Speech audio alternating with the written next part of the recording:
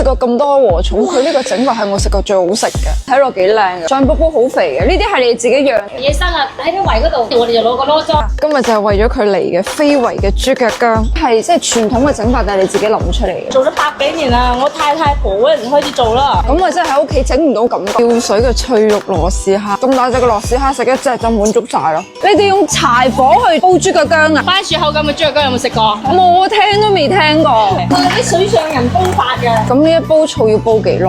煲3日，間斷煲。柴火咧熄完火之後，佢仲會有餘溫，因為你要焗佢，你先可以夠入味，然後咧夠腍，你先可以食到番薯口感啊！咁我真係喺屋企整唔到咁樣嘅感覺，即係傳統嘅整法，定係你自己諗出嚟嘅？做咗100幾年啦，我太婆嗰陣開始做啦。吹水啊！我哋有非遺證書㗎。咁大煲食晒咪好熱氣咯？唔會，因為我哋啲薑咧全部都用河沙煨過幾個鐘㗎，河沙寒性啊嘛，咁咧就可以中和翻啲薑嘅辣度同醋意。我5歲嘅侄女都中意食。未夠6點都咁多人啊！呢度就係河鮮海鮮都有，做咩有對筷子喺度？有人食刺身㗎？唔係講笑喎，真係有人食過禾蟲刺身㗎喎。禾蟲點賣啊？禾蟲168蚊斤，超大嘅螺絲蝦，你哋可能睇唔出嚟，我哋平時話食大嗰啲螺絲蝦咧98蚊斤，今日要食嘅係呢個特大螺絲蝦138蚊斤。今日就係為咗佢嚟嘅非遺嘅豬腳薑88蚊一嚟，試下啲醋先啊！我聞到嗰啲醋味咧，我喺度瘋狂分泌口水。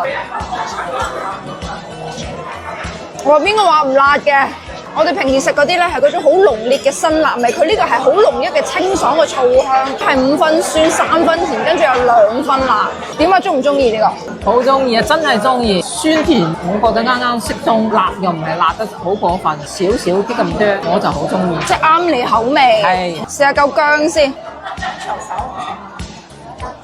喂，如果唔係佢仲有少少辣味嘅話，我真係以為我自己食緊番薯啊！脆落脆落嘅，一啲渣都冇，係嗰啲冇牙阿婆都可以食到嘅啲感覺。哇，入晒味啦，而且啲蛋黃沙沙地，我中意呢個口感啊！終於可以食豬腳啦，好短啊呢個！我食完呢個後生幾歲嘅？佢又唔會韌又唔會腍，就啱啱好啊！呢個真係其他地方食唔到嘅味道，真係值得試下。生炒禾蟲168，我暫時唔係好想同佢有任何嘅眼神接觸。